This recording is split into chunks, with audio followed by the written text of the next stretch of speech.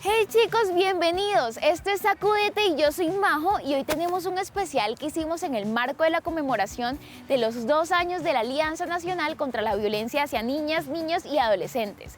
Los invito a ver este espacio para inspirarnos, enfocarnos y transformar el mundo como solo los jóvenes sabemos hacerlo. En este mes de la prevención de las violencias hacia niñas, niños y adolescentes, les presentamos esta segunda parte de nuestros especiales. En este caso hablaremos sobre el entorno público y comunitario. Protegerlos es un asunto de todos.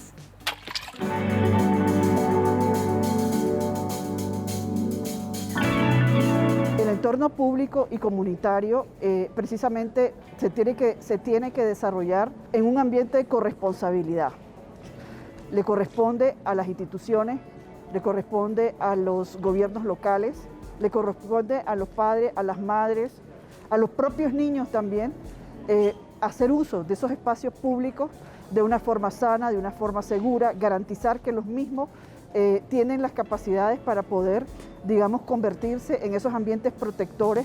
La evidencia es muy amplia mostrando que la violencia comunitaria, esa violencia que sucede en los espacios públicos, obviamente alguna de esas afecta directamente a los niños, pero inclusive la que no los afecta directamente tiene efectos muy importantes sobre su desarrollo cognitivo, social y emocional.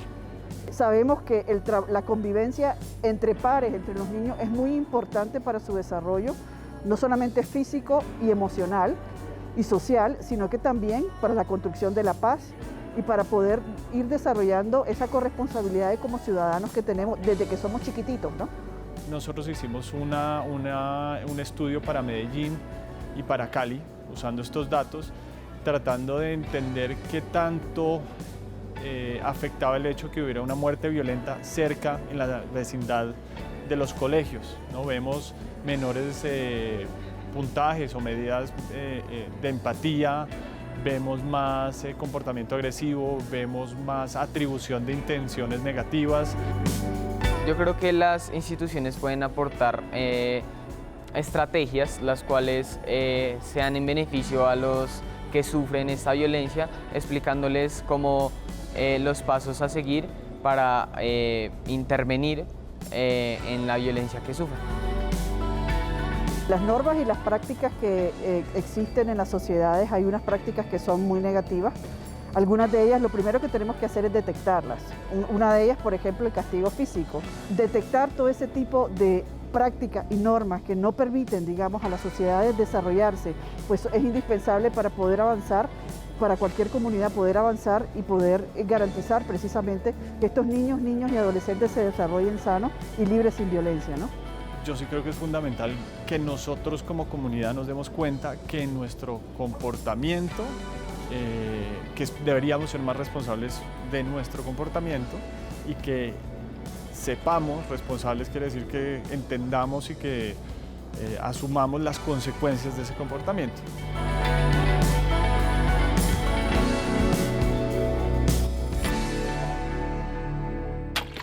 Recorrimos el país para escuchar a los adolescentes y jóvenes y conocer qué piensan acerca de la violencia, por qué está mal y cómo evitarla.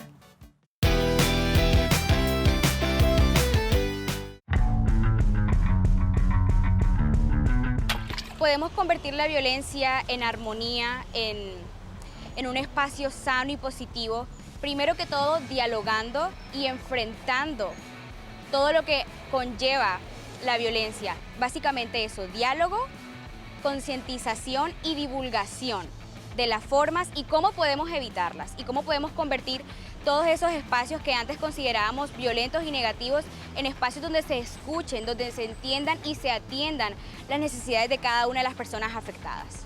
Una forma de transformar la violencia sería tranquilizarse y razonar, o sea, ver las cosas más claras y tratar de buscar una mejor opción. La violencia se puede transformar de muchas maneras,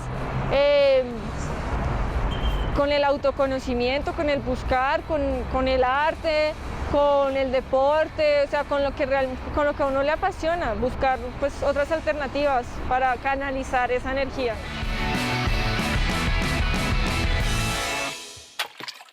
La línea 141 es una línea gratuita nacional que el ICBF pone a disposición de todo niño o adulto que necesite reportar alguna situación que amenace o atente contra la integridad de cualquier niña, niño o adolescente.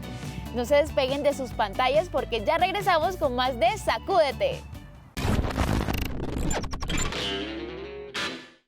Ahora sí entremos en materia. ¿Ustedes saben identificar los diferentes riesgos de violencias hacia niñas, niños y adolescentes en entornos comunitarios y espacios públicos? Pues escuchemos a estos expertos en niñez que nos hablarán acerca del tema.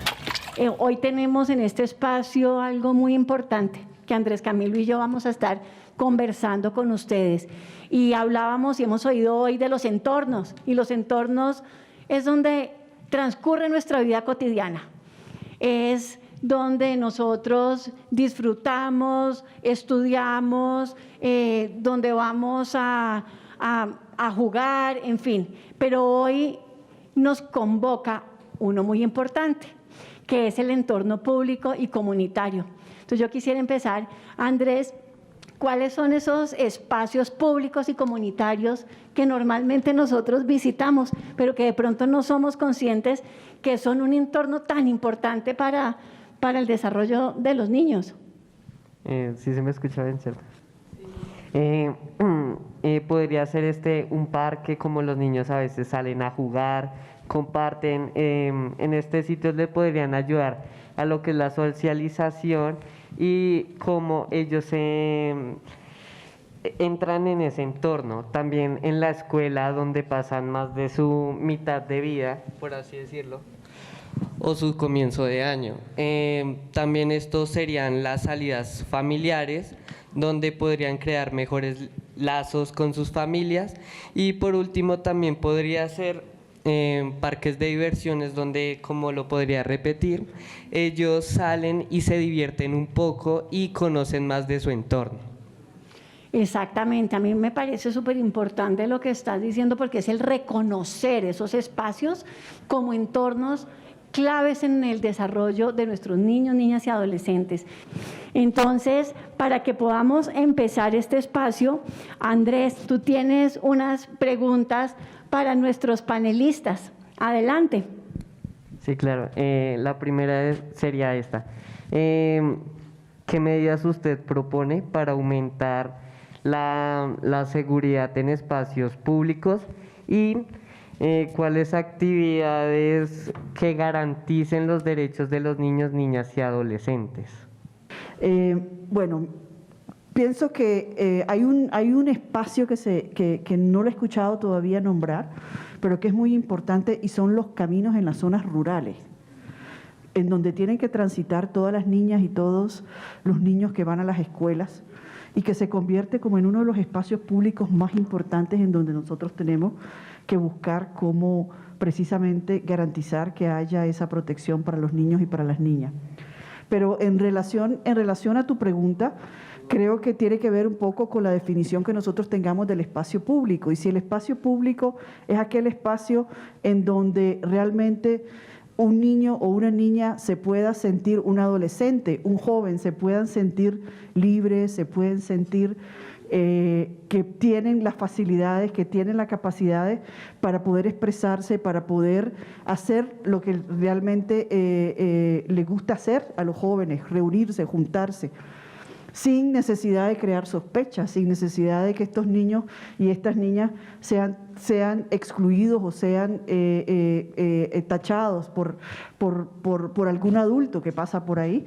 Creo que en ese sentido las acciones que tenemos que en primer lugar promover es el estar todos y cada uno conscientes, y eso depende de cada uno de los individuos, que la violencia contra los niños y las niñas es totalmente prevenible, y que cualquier actitud que tenga que ver con violencia es una actitud que realmente se puede erradicar y se puede realmente prevenir. También cambiar nuestras actitudes como adultos en función de estos espacios para que no haya temor, para que no haya ningún tipo de aprensión de que los niños puedan ir a jugar a estos lugares y a estos espacios públicos de manera sana y de manera segura.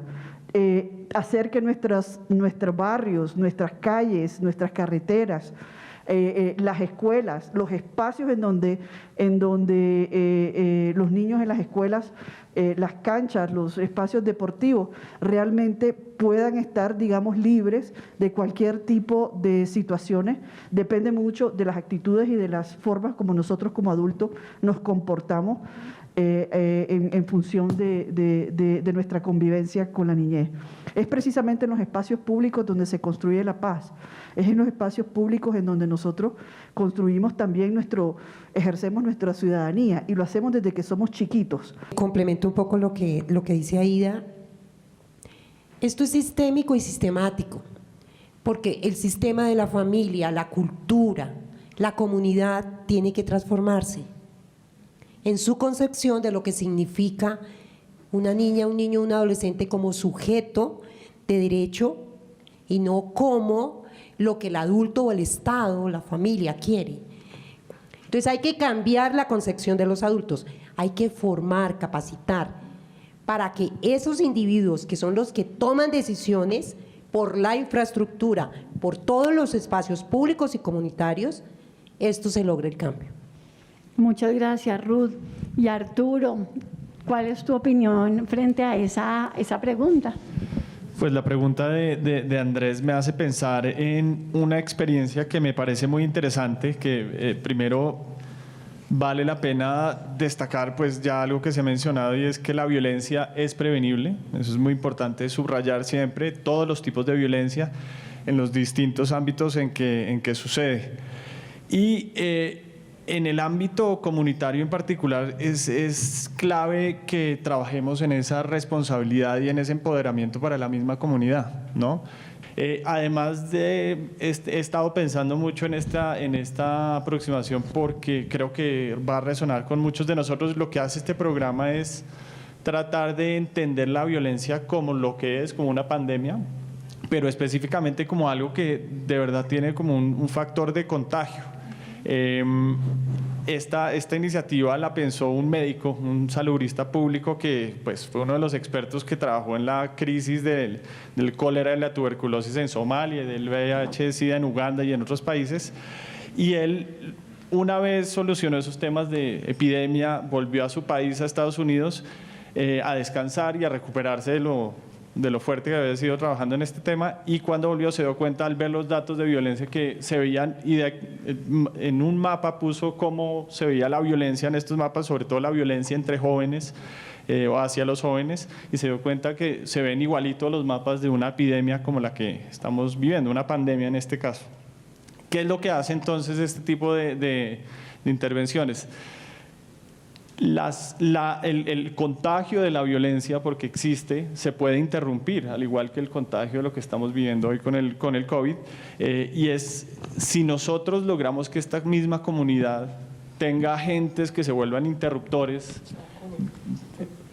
crear vacunadores precisamente, crear agentes comunitarios que estén desactivando esos puntos donde se inicia la violencia, porque lo que nos dicen los datos es un acto de violencia o la causa de ese acto de violencia casi siempre es otro acto de violencia, y nosotros esa transmisión entre personas y en la comunidad se puede interrumpir. Entonces la idea es llegar eventualmente a una inmunidad de rebaño, desactivándonos y sobre todo entendiendo que todos como miembros de la comunidad jugamos un papel en no reaccionar violentamente, y esto es importantísimo en el tema de prevención de violencia hacia niños, niñas y adolescentes. Esta pregunta va para Ruth Camelo. Tu trabajo en la corporación, en el fortalecimiento de las ludotecas y en la incidencia en las políticas públicas en donde se resalta la voz y la participación de las niñas, niños y adolescentes, son fundamentalmente para conocer cómo fortalecer el entorno público y comunitario para prevenir la violencia contra niñas, niños y adolescentes. Gracias. Mira, yo dije inicialmente que esto es sistémico y es sistemático. Ambas cosas. Sistémico porque los sistemas tienen que hablar, familia, comunidad, cultura, listo, vale. Pero sistemático porque si yo quiero una ludoteca, por ejemplo, en mi comunidad, si yo les pregunto a las niñas y los niños sobre cómo intervenir en un espacio público, no solo si quieren el helado, porque creemos que la participación es ¿cuál helado quieres?, ¿no? Sino cuáles son esas condiciones que vamos a poner nosotros como adultos corresponsables de las niñas y los niños para que ejerzan sus derechos. Los entornos tienen que tejerse todos, el hogar, el público, el comunitario, el colegio, tienen que hablar e hilarse. Los entornos no pueden avanzar unos y otros no. Es muy importante que se tejan todos los entornos. Por eso me parece súper interesante el tema, los temas que estamos viendo en estos paneles, porque aun cuando los estamos viendo separados, en realidad todos tienen que estarse tejiendo. Eso es muy importante para la prevención de las violencias. Y yo, que tengo una experiencia que he aprendido de las niñas y los niños y de los papás y de las mamás, no hay espacios para jugar dignos, y no hay recursos para jugar de manera digna, permanente. No hay recursos para formar ludotecarios. Tiene que ser el que por allá ya nadie quiere, la persona que se quiere pensionar y ahí allá mándela al rincón. Así no funciona la vida de las niñas y los niños. Tendrían que estar en el centro de nuestras decisiones. Ruth, muchas gracias. Para finalizar este panel, yo quisiera, Aida, hacerte una última pregunta, y es teniendo en cuenta también a UNICEF como ese actor fundamental de incidencia en los territorios y esa visión estratégica de acompañarlos, y es ver cómo en esas acciones se puede lograr prevenir violencias en el espacio público. ¿Qué acciones nos podrías compartir hoy con las que ustedes trabajan día a día para prevenir violencias en el entorno comunitario y público? Bien, muchas gracias, Carolina. El territorio, ya se dijo en el panel principal, la comunidad, el barrio, es precisamente el entorno en donde se da un alto porcentaje de los actos de violencia contra los niños y niñas. Pero es precisamente en el territorio, es allí mismo, en la comunidad, es ahí mismo en el barrio, en donde con la participación de los mismos adolescentes, de las mismas niñas y de los mismos niños, se puede construir un entorno seguro. Y yo quiero siempre dar ese toque de optimismo, de que la transformación de nuestras comunidades, de nuestros territorios, es posible siempre y cuando nosotros tengamos esa voluntad y podamos combatir todos esos estereotipos, como ya se dijo, todas esas normas, todas esas prácticas que son bastante adultocéntricas. Y tenemos un fenómeno increíble en el mundo hoy, y es que estamos en una época de la historia de la humanidad en donde estamos conviviendo múltiples generaciones. Esto, cada uno de nosotros, los padres, las madres de familia, las madres comunitarias que estaban aquí, son un eslabón fundamental precisamente para el cambio de esos comportamientos desde que el niño nace y el trabajo con las familias, ¿no? Así es que creo que hay una serie de buenas prácticas que existen en Colombia, que creo que tenemos que potenciarlas, hacer uso y confiar en ellas. Y digo confiar en ellas porque no son prácticas que devienen solamente de la academia o que devienen solamente de proyectos de la cooperación, sino que son prácticas que deben de estar enraizadas en lo que es el desarrollo mismo de una comunidad que es realmente amiga o que puede llegar a ser amiga de todos los niños y de todas las niñas. Gracias. Bueno, diciendo un poco más así sobre esto, el tema que estamos viendo hoy, también sobre el espacio público, una recomendación, por así decirlo, sería que los niños tienen que conocer un espacio seguro en el espacio público, ya que pues van a ir a diferentes entornos, por lo que ellos no están muy acostumbrados a este. tienen que aprender nuevas cosas, aprender a socializar, aprender a conocer nuevas experiencias, pero si uno no los deja o los deja en la casa, ellos no van a poder tener experiencias cuando ya se vayan a enfrentar a cosas mayores. Así que pues si un niño no sale, ¿cómo va a poder aprender cosas que los padres a veces no saben sobre ellos? Andrés, muchas gracias por esa recomendación tan importante. Fíjense lo que nos está diciendo Andrés Camilo. Tenemos todos la misión de trabajar en eso, de escucharte y de familiarizarnos, acompañar a los niños, ¿cierto?, en ese camino por los diferentes entornos. Ya con eso hemos llegado al final de este panel, se nos agotó el tiempo, entonces muchísimas gracias a Ruth, Arturo, Andrés, Aida y a todos ustedes. Mil gracias.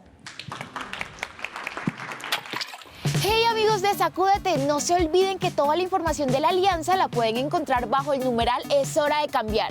No se despeguen de sus pantallas porque ya regresamos con más de Sacúdete. Es claro que debemos tomar acciones y medidas para prevenir la violencia y fortalecer los diferentes entornos en que se desarrollan las niñas, niños y adolescentes. Así que veamos esta nota.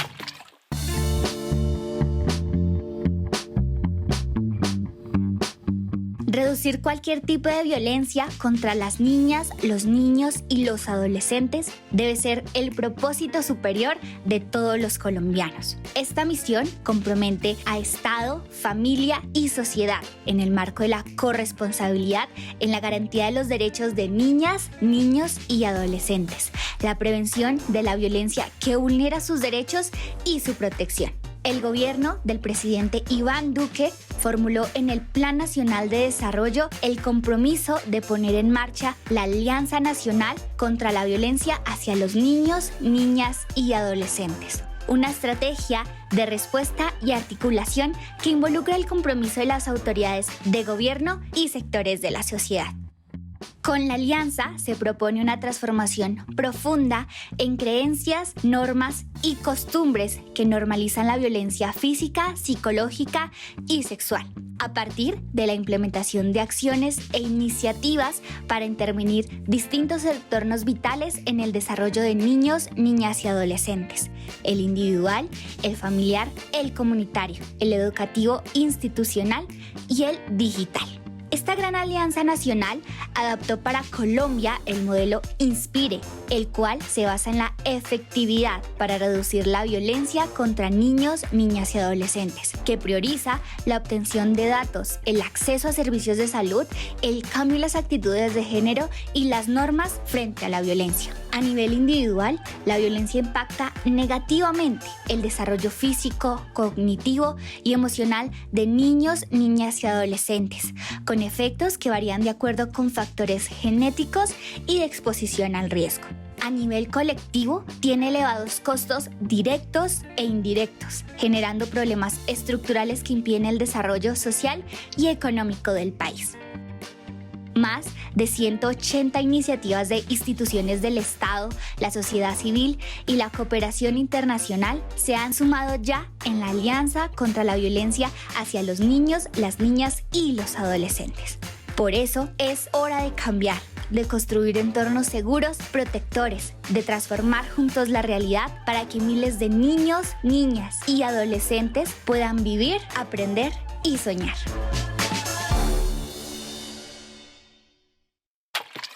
Esta nota estoy segura que querrán darle un like.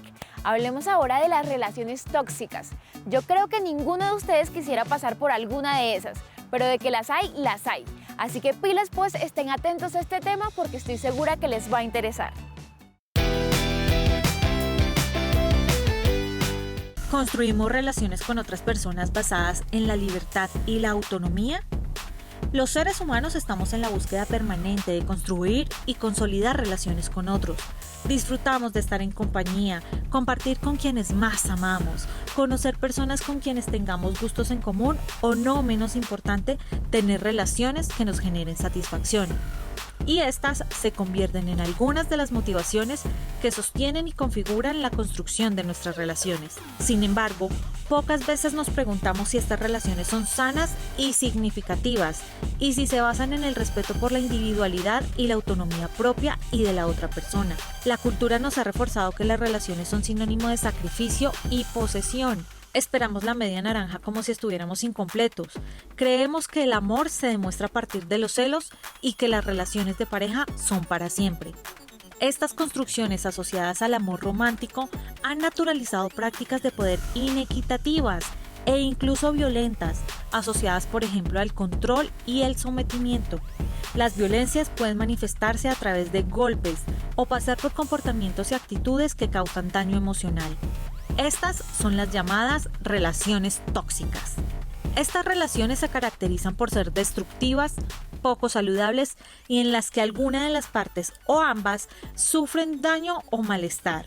Es importante que podamos identificar cuándo una relación es tóxica o poco saludable. Muchas de estas prácticas pueden no ser percibidas o identificadas con facilidad. Por tanto, este es el primer paso para prevenir cualquier tipo de violencia y la oportunidad para establecer límites y fortalecer capacidades que nos permitan construir relaciones que se constituyan desde la libertad y la autonomía. Asimismo, es importante reconocer cuándo podemos necesitar ayuda y acudir a nuestra red de apoyo o a una persona experta, recordando que todas las personas tenemos derecho a construir vínculos y relaciones libres de cualquier tipo de violencia en las que podamos ser y estar, sin perder nuestra individualidad y libertad.